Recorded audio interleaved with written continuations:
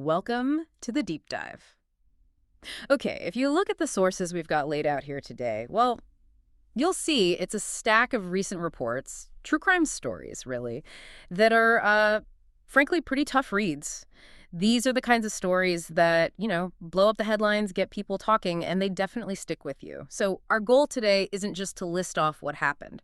We want to really dig in, go beyond the shock value, look at the context, the institutional stuff, the legal weirdness, the cultural background that makes these particular cases so talked about right now. And what's really striking when you look at them all together is they paint a picture.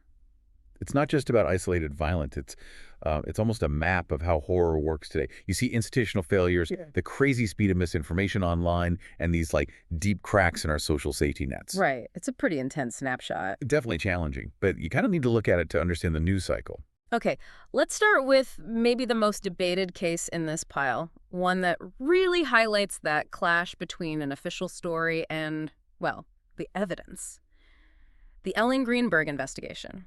Still ongoing, really. The basic facts from back in 2011 are just wild. Greenberg found dead, multiple injuries. And not just a few. The sources list 20 stab wounds. 20. Yeah, 20. Mostly neck and spine, plus a lot of bruises. It's a lot. And that number 20, that's where the whole institutional piece just falls apart, doesn't it? Initially, it was ruled a homicide, which, seems logical, 20 stab wounds, especially to the spine. It's incredibly hard to square that with suicide. Right. But then the medical examiner changed it, officially ruled it suicide. And that wasn't just out of the blue, was it? The sources mentioned this happened after talks with the Philly police, which naturally raised a lot of eyebrows. Exactly, and that switch basically created this standstill. It's been 14 years now. Her parents have been fighting constantly just to get the case officially reopened, but changing that manner of death back, it's a massive legal challenge. So once that ruling's set, it's almost set in stone. Pretty much. It takes enormous pressure, politically, institutionally, to undo it, even if the public has serious doubts, even with contradictory evidence. It really shows how institutional inertia can just block clarity, block potential justice. Wow. Okay, so if people are questioning the official investigation that much in a case like Greenberg's, what happens when official facts are slow or maybe just not there? This connects to those viral rumors in Virginia, doesn't it?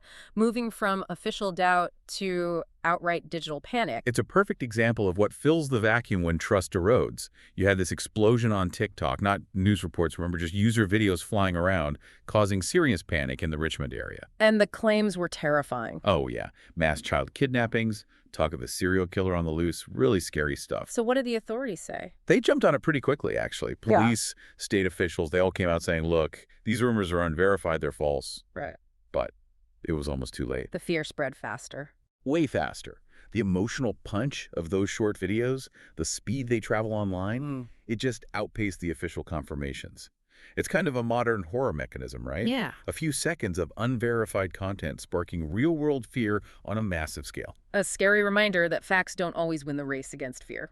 Okay, let's shift gears a bit. Let's talk about cases of seemingly random violence, not like Greenberg's mystery, but where we know who did it, but the why exposes these bigger societal problems. Starting with the awful murder of Iryna Zarutska. She was just 23, a Ukrainian refugee working in North Carolina, and she was fatally stabbed. The sources named the attacker as DeCarlos Brown Jr., described as someone with significant mental health issues. And what made this story really take hold, partly was that the attack itself was random, caught on camera, horrifying.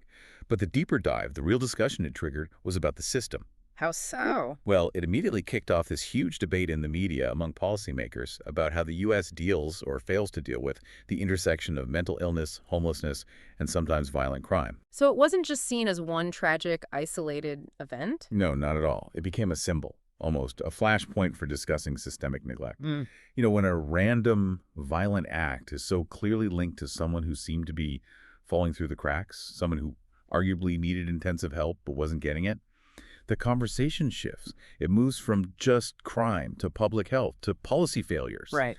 The Zarutska case forces us to ask, what happens when community support systems aren't there? When people in crisis are left without help? Sometimes you get these devastating random acts. Are we doing enough before it gets to that point? That's the tough question her case raised. A really heavy question. Now, moving to another incredibly shocking incident, This one involving workplace conflict that just exploded into extreme violence. The Dallas motel murder. This involves Chandra Nagamallaiah. He was 50, an Indian-American motel manager. And the sources say he was killed by a coworker after an argument at work. A work argument. And the way it happened, it's brutal. The coworker used a machete. The victim was beheaded. It's just the sheer horror of that level of violence erupting in such an everyday setting, a workplace. And there are details in the sources that are just almost impossible to comprehend. His family saw part of the attack, witnessed it, and then the killer kicked the severed head into a dumpster. That specific act of desecration, that calculated cruelty after the fact, it speaks to a level of rage that's hard to fathom, stemming from a work dispute. Truly disturbing. Yeah. Shifting focus again, let's look at violence involving institutional confrontation, specifically the mass shooting in Pennsylvania. This one really underscores the risks involved when law enforcement carries out, seemingly routine duties. Right. This happened in North Codorus Township, York County, Pennsylvania. And the context is key. Police weren't just responding to a call. They were actively serving a warrant at a farm. It was a planned interaction. And things escalated dramatically. Massively. The resident opened fire using an AR-15-style rifle. He killed 3 officers, injured others. He was ultimately killed, too. 3 officers lost serving a warrant. Exactly. And that warrant service, it's one of the most consistently dangerous parts of policing. Doesn't matter if it's a search warrant, arrest warrant, even a civil one. The risk just skyrockets, especially on private, secluded property, and when you add high-capacity weapons into the mix. It immediately makes you ask about procedures, right? Absolutely. Questions about officer safety, about how warrants are served, about de-escalation tactics in those high-risk situations. It became a national conversation starter about those protocols. Okay, let's make a hard turn now to a completely different kind of horror story, if you can call it that. Celebrity misconduct, the Gary Busey case. It's definitely a jarring shift from lethal force and institutional issues. Now, the sources confirm actor Gary Busey, who's now 81, got 2 years probation. This was for inappropriate sexual contact that happened back in 2022. And the venue, a horror convention. Right, of all places. What's interesting, or maybe disturbing, is the setting. Fan conventions, they're supposed to be these fun, safe spaces, right, for fans. But here you see how someone with celebrity status can potentially misuse that access.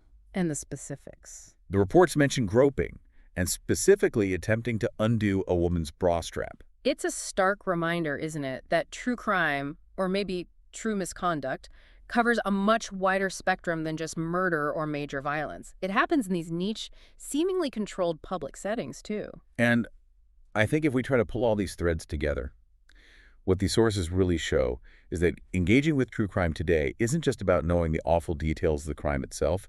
It's about looking at the whole picture. Like the system around it. Exactly. The institutional decisions, like in the Greenberg case, that undermine public trust. The way digital platforms can be weaponized for fear, like the Virginia rumors. The huge societal issues, like mental health care failures, highlighted by the Zarutska tragedy.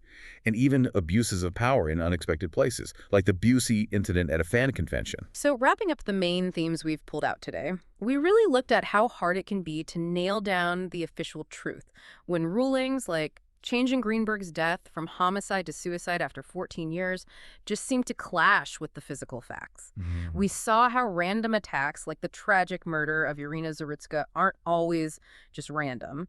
They often point to deeper, complex societal issues like gaps in mental health care and support for the homeless, sparking necessary, if difficult, policy debates. Right.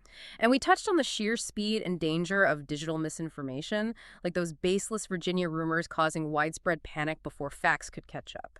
And looking at this whole stack, these really difficult stories, it's clear how tangled information gets now. Facts, rumors, official statements, social media, it all blends together. So the real deep dive, for you listening, isn't just knowing what happened. It's about critically looking at how these stories are shaped and told. Right. The institutions involved, the digital platforms, the policy choices behind the scenes, they all play a role. Yeah, they either allow these things to happen or they massively distort how we understand them after the fact. So here's something to think about. Given the sheer volume of disturbing details we've covered and the really important societal conversations these cases trigger, like that debate around the Zarutska case and mental health services, what's our responsibility as people who consume true crime stories, is it enough to just be shocked? Or should we be demanding more context,